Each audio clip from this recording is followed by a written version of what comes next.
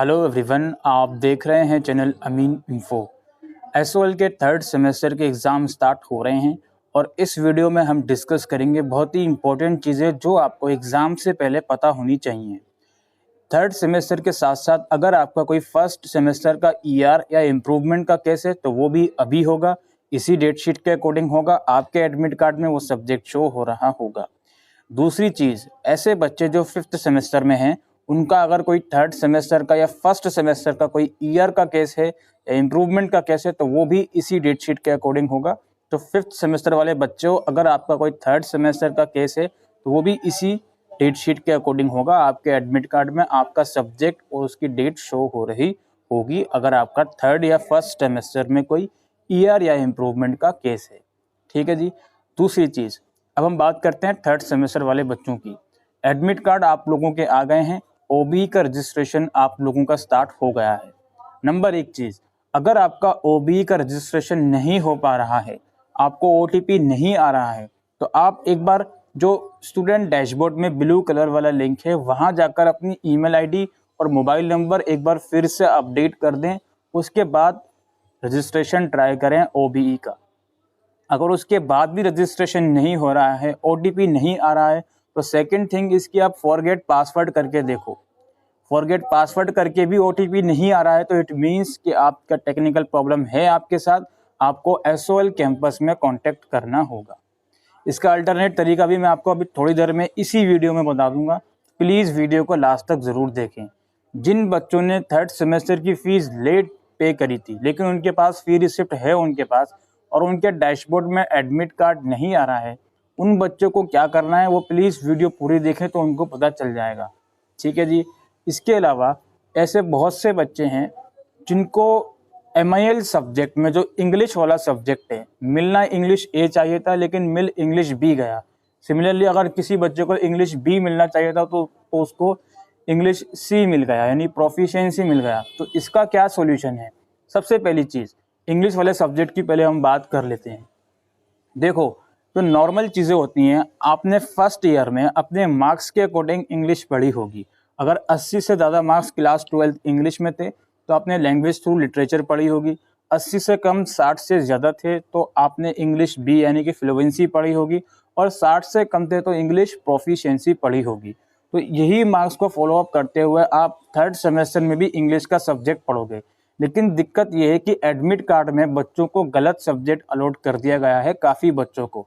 मैं उनसे रिक्वेस्ट करूंगा कि किसी भी तरह करके एसओएल से कैंपस से कांटेक्ट करिए, उनको ये बताइए कि सर आपने गलत सब्जेक्ट अलॉट कर दिया है।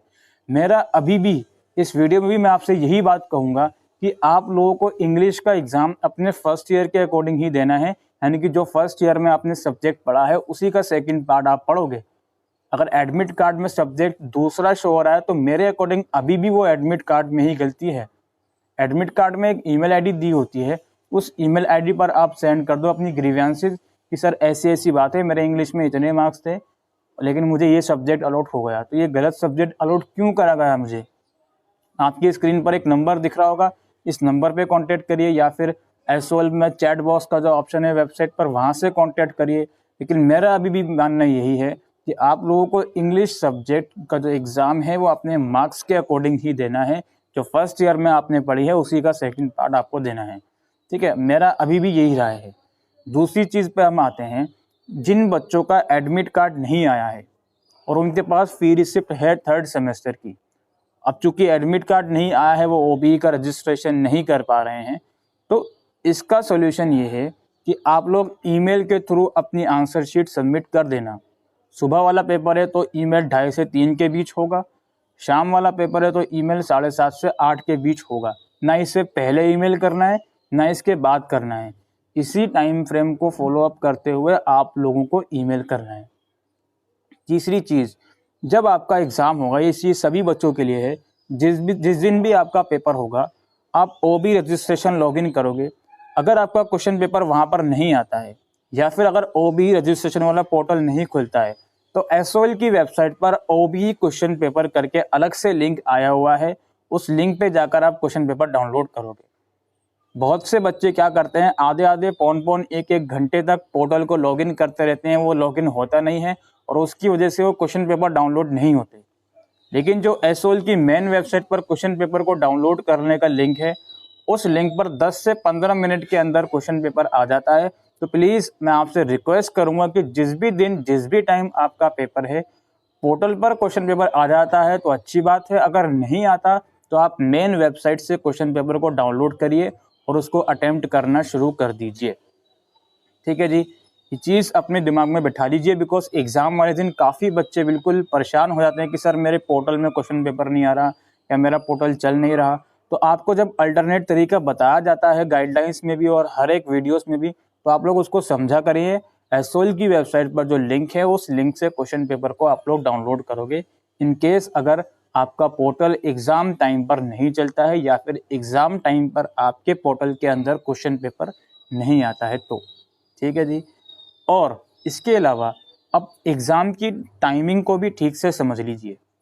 एडमिट कार्ड में कुछ गलत टाइमिंग भी दे रखी है, कुछ पेपर में 8:30 की सुबह टाइमिंग दे रखी है, लेकिन वो 9:30 है, तो वो गलत टाइमिंग है। इस चीज़ को ध्यान में रखिएगा, टाइमिंग समझ लीजिए। नॉर्मल चीज़ें जो है 4 घंटे का आपका पेपर है। अगर सुबह में पेपर है आपका तो 1:30 बजे तक होगा, 9:30 से 1:30, और अगर शाम को पेपर है तो 2:30 से 6:30 बजे तक आपका पेपर है। किसी भी हाल में आपको इन्हीं 4 घंटे का इस्तेमाल करके अपनी आंसर शीट को पोर्टल पे अपलोड कर देना है। अब अगर इन 4 घंटों में भी अपलोड नहीं हो पाता तो आपको 1 घंटा एक्स्ट्रा मिल रहा है। सुबह वाले पेपर के लिए 1:30 से 2:30 और शाम वाले पेपर के लिए 6:30 से 7:30। ये जो एक एक्स्ट्रा घंटा है, इसका इस्तेमाल करके भी आप अपनी आंसर शीट पोर्टल पे सबमिट कर सकते हो। लेकिन कोशिश करना कि जब ये एक एक्स्ट्रा घंटे का आप इस्तेमाल करोगे तो इसके साथ कोई एविडेंस आपको लगाना होगा। एविडेंस क्या लगाओगे आप 1:30 बजे से पहले पोर्टल पे सबमिट कर रहे थे बट एरर आ रहा था कुछ, तो आप नहीं कर पाए, तो उसका स्क्रीनशॉट आप दोपहर वाले पेपर में लगाओगे। या फिर शाम वाले पेपर में 6:30 से पहले आप अपलोडिंग कर रहे थे बट कोई एरर आ रहा था, तो उसका स्क्रीनशॉट आप शाम वाले पेपर में 6:30 से 7:30 के बीच अगर अपलोड करते हो तो उसमें लगाओगे। ठीक है जी। अब अगर आप लोगों का पेपर इन 5 घंटे में भी अपलोड नहीं हो पाया, यानी कि अगर सुबह एग्ज़ाम है तो 2:30 बजे तक भी अपलोड नहीं हो पाया, या फिर शाम को एग्ज़ाम है तो 7:30 बजे तक भी पोर्टल में सबमिट नहीं हो पाया, तो आपको ईमेल करना है। बहुत से बच्चे ईमेल करने के लिए 6 बजे ही तैयार हो जाते हैं। 6 बजे वो देखते हैं पोर्टल नहीं चल रहा तो ईमेल कर देते हैं, जो कि बिल्कुल गलत है। बहुत से बच्चे अगर सपोज़ करो सुबह पेपर है तो 12, 1 या 1:30 बजे पोर्टल नहीं चल रहा होता तो उसी टाइम मेल कर देते हैं, जो कि बिल्कुल गलत है। एक चीज़ अपने दिमाग में प्लीज़ बैठा लीजिए कि मेल करने से तो एकदम बचना है, क्योंकि मेल करी हुई आंसर शीट का रिजल्ट लेट आएगा। आप लोग अपने दिमाग में ये चीज़ बैठा लीजिए। मेल करने का एक टाइम फ्रेम है, सुबह वाले पेपर का 2:30 से 3, शाम वाले पेपर का 6:30 से 7। ये आधा घंटा आपको मिल रहा है मेल करने के लिए। अगर आपको मेल करने की नौबत आती है, पोर्टल में आंसर शीट सबमिट नहीं होती हैं, तो ही आपको मेल करना है। ये चीज़ अपने दिमाग में बैठा लीजिए। और प्लीज़ एक और बहुत ही इम्पोर्टेंट चीज़ है, वो ये है कि बहुत से बच्चे अपने पोर्टल में 2 आंसर शीट सबमिट कर देते हैं, कहते हैं सर मैंने सिर्फ 2 ही कर पाया, अब मैं फिर चारों मेल कर देता हूँ। तो यार ये कोई मजाक वाली बात नहीं है। As per Delhi university guidelines सबसे पहले बच्चे का पोर्टल चेक करा जाता है। अगर कोई टीचर आपका पोर्टल चेक करता है, उसमें वो देखता है कि इसमें 2 आंसर शीट आई हुई हैं, तो वो उन्हीं 2 को इवेलुएट करके आपको मार्क्स दे देगा, आपका ईमेल नहीं चेक करा जाएगा। तो यार ईमेल करने से पहले बिल्कुल सोच समझ लें सारी चीज़ें कि आप पोर्टल पर भी चीज़ें सबमिट कर रहे हो। तो अगर या तो एक भी ना हो पोर्टल पर तब ईमेल कर रहे हो, तब तो बिल्कुल माना जा सकता है कि हाँ जी बच्चे के साथ दिक्कत थी। लेकिन ऐसी चीज़ कि 2 क्वेश्चन पोर्टल पे सबमिट हो रहे हैं और उसके बाद मेल भी कर दो, तो इसमें आपको ही प्रॉब्लम होगी, आपको ही फेस करनी पड़ेगी। ये चीज़ अपने दिमाग में आप लोग बैठा लीजिए। ठीक है, तो कुल मिलाकर कहने का मतलब दोस्तों ये है कि टाइम आपके पास बहुत है यार। 4 घंटे बहुत होते हैं पेपर में। अगर आप एग्जामिनेशन हॉल में भी होते हैं तो वहाँ पे भी तो सिर्फ 3 घंटे ही मिलता है आपको, तो यहाँ तो 4 घंटे मिल रहे हैं। अगर आप इन 4 घंटे में भी पोर्टल का इस्तेमाल नहीं कर पा रहे हैं, इवन 5 घंटे हैं, एक एक्स्ट्रा घंटा और मिल रहा है, तो अगर आप इसमें भी पोर्टल में नहीं कर पा रहे हो तो काफ़ी टेंशन वाली बात है। ठीक है, और प्लीज़ मैं आपसे रिक्वेस्ट करता हूँ मेल करने से बचना है जितना पॉसिबल हो। और अगर मेल करोगे भी तो जो टाइम है आपका सुबह वाले पेपर का 2:30 से 3 है, तो इसी के बीच मेल करना है। और शाम वाले पेपर का 6:30 से 7 है, तो सॉरी 7:30 से 8 है, इसी के बीच मेल करना है। इससे पहले मेल नहीं करना, इसके बाद मेल नहीं करना। और मेल अगर आपने कर दिया, सक्सेसफुल चला गया, उसका रिप्लाई नहीं आया, कोई बात नहीं, आपने एक बार मेल कर दिया, दैट इज़ इनफ। इसके अलावा जो बच्चे पोर्टल में सबमिट करेंगे, जो बच्चे क्या, हर बच्चे को पोर्टल में ही सबमिट करने की पूरी कोशिश करनी है। तो यार पोर्टल में जब आप आंसर सबमिट करते हो तो नीचे प्रीव्यू एंड सबमिट करके फाइनल सबमिट भी करना होता है। सिर्फ आंसर शीट सबमिट करके छोड़नी नहीं होती, नीचे जो बटन होते हैं वो भी प्रेस करने होते हैं। तो इस चीज़ का भी आपको ध्यान रखना है कि जब मैं आंसर शीट सबमिट करूँगा या करूँगी तो नीचे जो प्रीव्यू एंड सबमिट, उसके बाद फाइनल सबमिट का जो ऑप्शन होता है उस पर भी क्लिक करना है, उसके बाद ही आपके आंसर वहाँ सबमिट हो पाएंगे। ठीक है, इस चीज़ को भी अपने दिमाग में बैठा लीजिए। एक क्वेश्चन की एक पीडीएफ बनेगी, ये आपको मालूम है। पर पीडीएफ का मैक्सिमम साइज 7 MB का है। आंसर शीट पर सिग्नेचर नहीं करनी है। बहुत से बच्चे कहते हैं सर एडमिट कार्ड में लिखा हुआ सिग्नेचर करनी है, एडमिट कार्ड में लिखा हुआ प्लेन शीट यूज़ करनी है। नहीं करो उसको फॉलो। जो अल्टीमेट गाइडलाइंस है वो मैं आपको बता चुका हूँ कि शीट आप लाइंस वाली या बिना लाइंस वाली यूज़ करिए, कोई दिक्कत नहीं है। इसके अलावा सिग्नेचर करना बिल्कुल भी मैंडेटरी नहीं है, आप लोग नहीं करें सिग्नेचर। जो चीज़ें आपको बताई गई हैं सिर्फ वही करें। ज़रूरत से ज़्यादा दिमाग नहीं लगाएं कि सर नाम भी लिखें, सर ये भी लिखें, वो भी लिखें, ईमेल आईडी भी लिखें।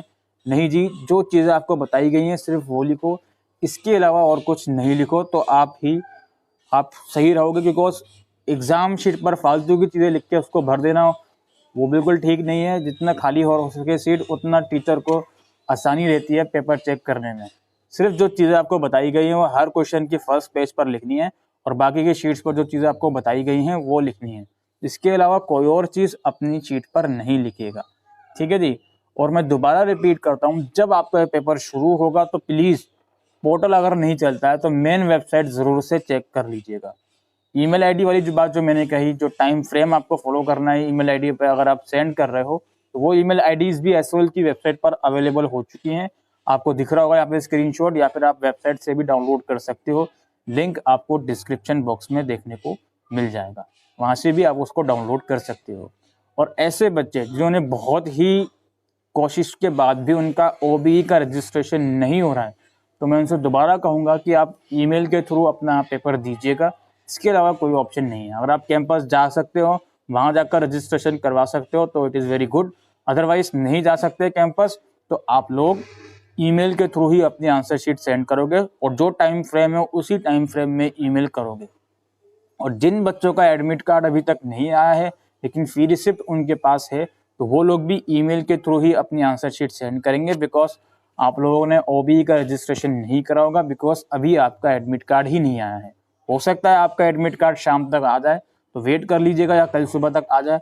नहीं आता है एडमिट कार्ड तो दिमाग में बैठा लीजिए कि आपको ईमेल के थ्रू ही अपनी आंसर शीट सेंड करनी होगी और कोई रास्ता आप लोगों के पास नहीं है।